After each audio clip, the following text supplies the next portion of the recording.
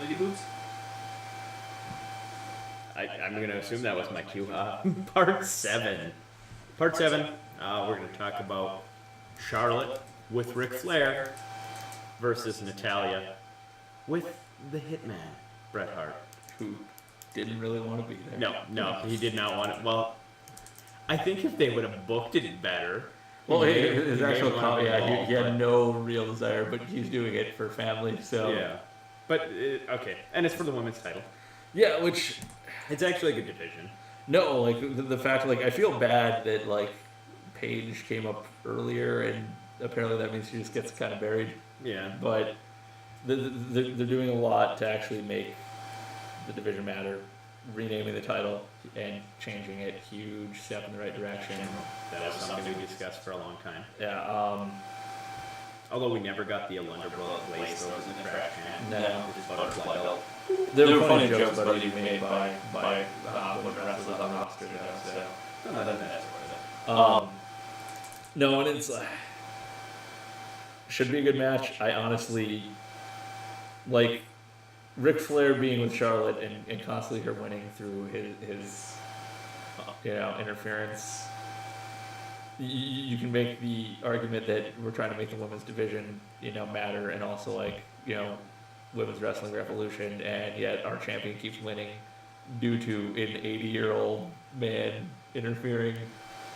Yeah, but at least it's got story to it. I was gonna say it's problematic, except that she's the heel, and the fact that she keeps winning like that works. Like that one where she actually legit taps out the move, but because Ric Flair interfered slightly before that, she still won and held onto her belt. She sold that so well that I got over a lot of the issues. The fact that Natalya is bringing Bret Hart to also help match up is where it's like, so now your babyface female wrestlers also needing a dude to come in and help her out, which granted it's Bret fucking Hart, and that's fine, because I just want to see Bret Hart slap the sharpshooter on Ric Flair and break a hip. And just like, which one of them's gonna break the hip? Both. No, it is. It's I like Hitman. I don't know that this is necessary. Well, I mean, honestly, we pretty much all know this is just a match as a holding pattern until we actually get the Charlotte versus Sasha Banks match for the title. And you know what the sad thing is I think we don't see that until SummerSlam. That's rumor mill has that's where that's supposed to happen. So that means that you're going to get a lot of matches like this that are at least semi-interesting for the title between now and then. They're both fully capable in the ring. And the other thing that gives me pause is, like, there might be a match, it might be there's going to be a pay-per-view that doesn't have the title involved for its usually only women's match they put on each card, which is a problem in and of itself, because there's some matches here that probably could have both in favor. But they're actually building other feuds in the division. Even in just, I'm on Becky Lynch, that's going to be pretty good when that happens, assuming they don't back out on that.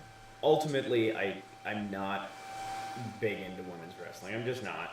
And it's not, you can call me sexist, whatever. It's not anything to do with that. It's just they're not, now they're starting to let them build character. Well, that's what like the Emma and Becky Lynch feud that they're building, like, actually has a story that you can follow. Yeah. That like, Emma's upset because she feels like Becky Lynch kind of just jumped ahead in the line. But that's, and the other thing is, I travel back 6 months to when I started watching regularly again.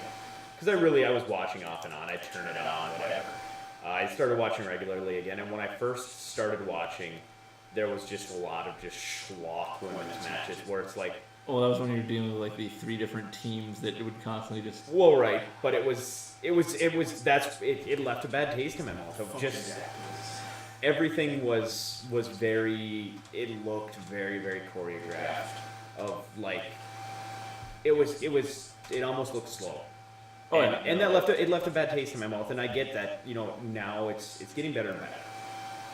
It still hasn't drawn my 100% interest, and I'm not saying I don't know whether it will or not. But just right now, it's just another match to me. Side commentary that has nothing to do with this match, but if you want fun.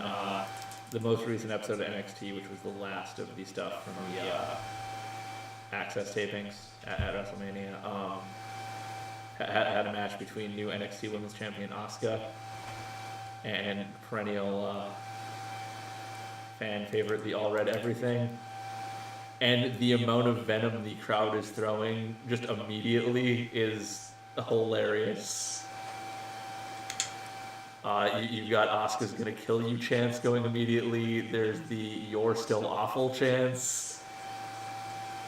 Interesting. Yeah, it's which is weird because, like, honestly, for a lot of the tapings at Access, the crowd's pretty flat because a lot of they're burned out. Yeah. And so, like, the occasional match like that one, were just out of nowhere, just the amount of just absolute hatred being thrown was just kind of like I look forward to Asuka being on the main roster eventually because her matches are. Actually, she pulled that match to a fairly decent thing, mostly because you just wanted to see her kick the head off with the opponent. But you know, No, and that's something that can be said about all wrestling right now. Is there's a lot of opportunity, and we'll see if it gets better or not. But all right.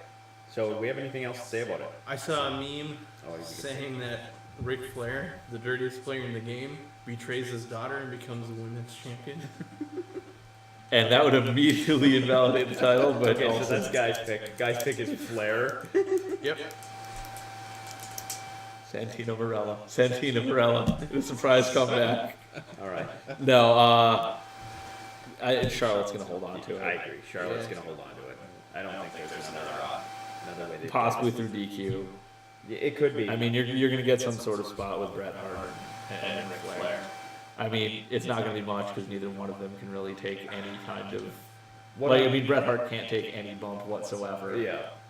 And Ric Flair should. Shouldn't. Yeah. I think what I ultimately think might be the smart way to play it is you have Flair try to interfere, Bret Hart tries to, goes to stop him, and Bret Hart interferes. Natalya gets DQ because of it. Something like that. Yeah, I don't know. Like the fact that I'm looking at, because like Charlotte's gonna win. That's We know that. But it's. But yeah, I don't know. The additional players at the same time, as much as it'll be fun to see Bret Hart, it's like it's muddying up a match that shouldn't be. Yeah, it doesn't need it. Yeah. So yeah, I guess that's pretty much all I have to